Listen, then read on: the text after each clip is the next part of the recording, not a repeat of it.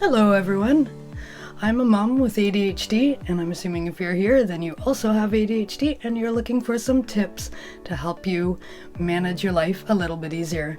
I'm going to offer 5 generalized tips in this video that I hope will give you some philosophies that you can apply to the different challenges that you face in your life. Now, I should note here that my own ADHD is relatively mild on the spectrum, so while these are things that work very well for me, and I think will work for other people as well, they may not be all that you need in order to manage your own symptoms or overcome your challenges, so your mileage may vary here. A lot of how much these will work for people will depend on your personal circumstances, such as the support network that you have, the financial freedom that you have, and the demands on your schedule that may or may not be inflexible and under your control. You may still need to take medication if your symptoms are severe. However, I do think that these tips are things that you can apply and still see some benefit in your life from using them.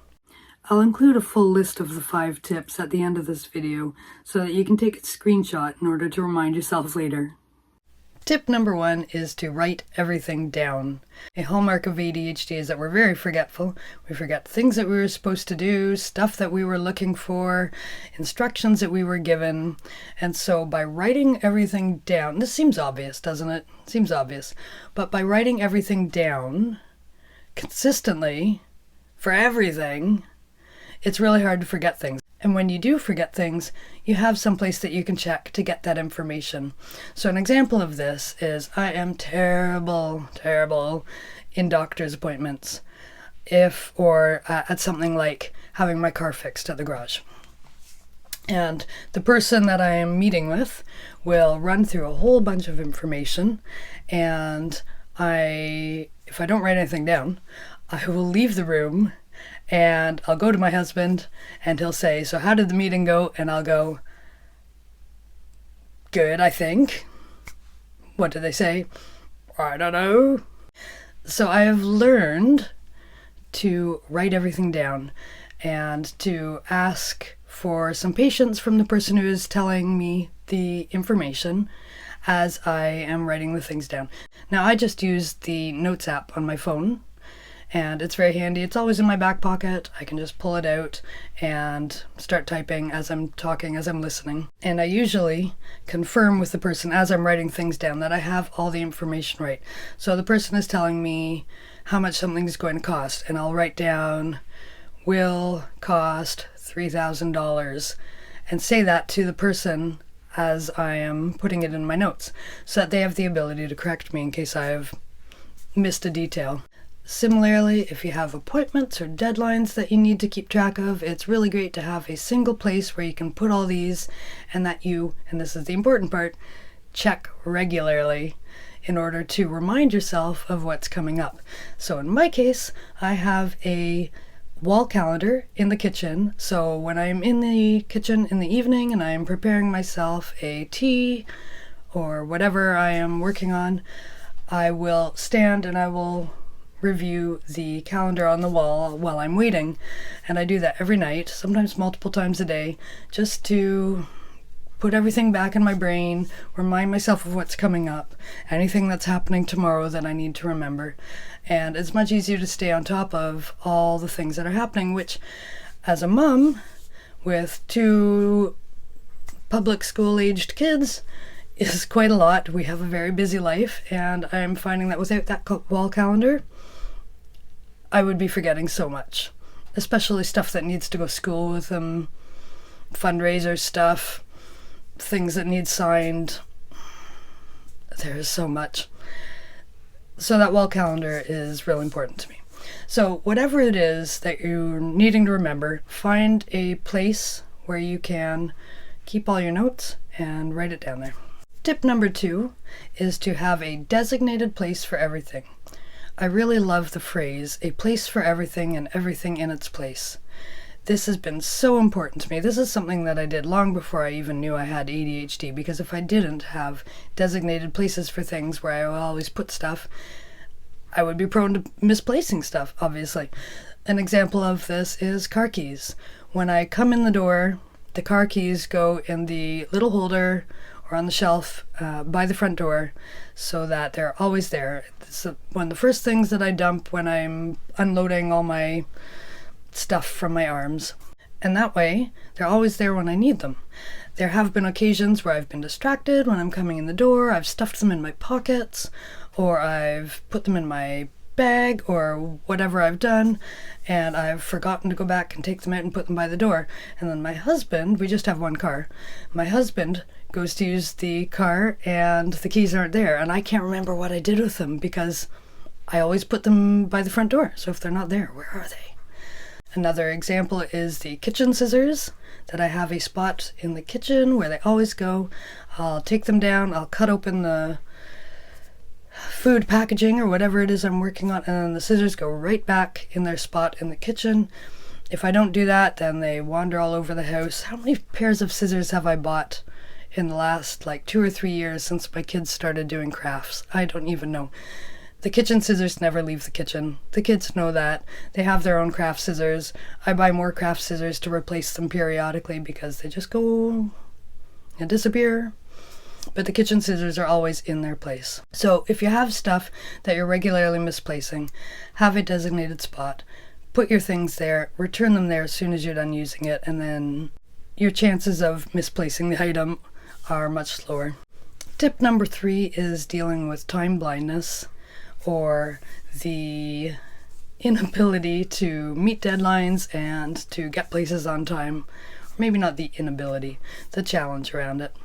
This one has been a hard one for me, and it's only since getting my ADHD diagnosis that I've really started working on it. I always thought I just needed to try hard. I actually always used to blame the universe for making me late for stuff. That even if I got myself out the door on time, the universe would conspire to give me a slow driver or traffic construction or something else that would delay me and I would be late. I was always late. And that's just gotten worse when it's not just me I'm wrangling to get out the door, but it's now also my kids. So there's 3 of us that we have to get moving. And I kept telling myself, try harder, pay more attention, but of course it didn't work. So what I've learned is that I need to budget 33% more time to anything I am doing in order to make sure that it has a chance of actually happening on time. So if I need to be leaving at 10 o'clock and I think it's going to take me 15 minutes to get ready, because what do you have to do? Grab your coat and boots and get out the door, right? But instead of those 15 minutes, I'll add an extra 5 because I'm wrangling kids. So I'll leave myself 20 minutes to get out the door, or even better, 25, which seems ridiculous. 25 minutes just to get yourself out the door, but it often takes that long. It takes way longer than you think it should. Even better would be allowing yourself 50% more time to get your stuff done. But often we don't have that much time. But 33%, if you can add that on to your time estimates, or if you think it's only 10 minutes into town, allow yourself 15 minutes to get yourself there just to have extra time. Tip number 4 is to make things easy.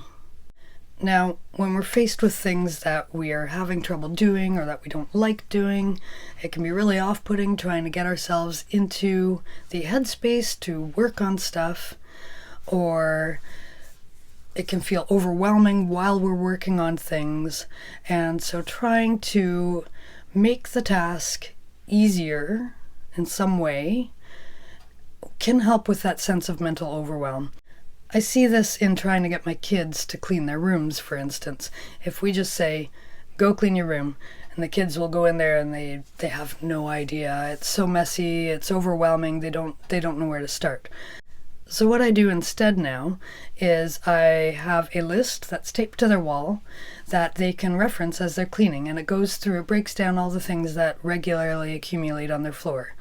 And they can go step by step on their list to get things cleaned up. So for instance, they start with step 1, collect all your clothes and put them in the hamper. Step 2, collect all the books and put them back on the bookshelf. Step 3, collect all your stuffed animals and put them on your bed, and so on. And they go through their whole list, and suddenly it no longer feels like an overwhelming task. Another example is making dinners that I find trying to get dinner on the table in a reasonable time frame can be really challenging. And so things that I do that can make that task easier are really helpful. So an example, for instance, even though it does create a little bit more waste, buying a bagged salad instead of making it from scratch. And that's super easy. You just throw it all together as dinner is coming ready. And you don't have to juggle that side of the preparation. So looking for shortcuts or other ways that you can organize the task or make the task easier can really help in overcoming some of the mental overwhelm and struggle that we run into. And my 5th tip that has become really important to me this year as I've been attempting to meet a couple of deadlines is to make things fun. I was really struggling with some of the work that I needed to do this year to just make myself get down to my computer and sit down and do the work. And this is a problem with being freelance, is that you're the only one who's making yourself get to your desk and get things done. And if you don't want to be doing the task, you don't force yourself to get to your desk. And the way I found to overcome this was to make the desk a place that I actually wanted to be by making it more fun, or making the task more fun. So I gave myself a challenge with the task. It was something that was incremental. So I created a countdown chart that would keep track of my progress as I went, and I could see the number counting down, and it was a fun challenge to myself to see how many I could get done in a day or how fast I could complete a certain number, and that was very motivating. Another example is I would wear headphones, these headphones, and put my favorite music on it, and just having that music that I really enjoyed listening to was a great way to motivate myself to come down to my computer.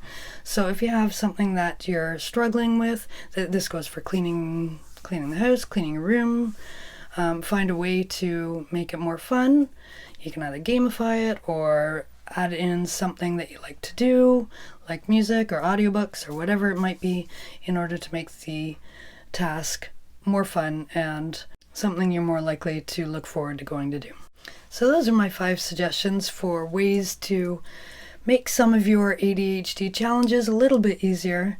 As I say, I have fairly mild symptoms, so it's easy for me to manage a lot of my life using these tips. You may need some additional support, but hopefully these will go a long way towards at least improving some of the challenges that you're facing.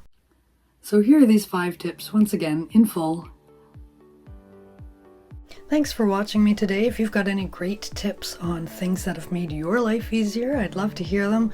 You can leave a comment down below, or subscribe if you'd like to hear me talk about any of these tips in more detail. I plan to get to them in future weeks, and I'll see you in the next video.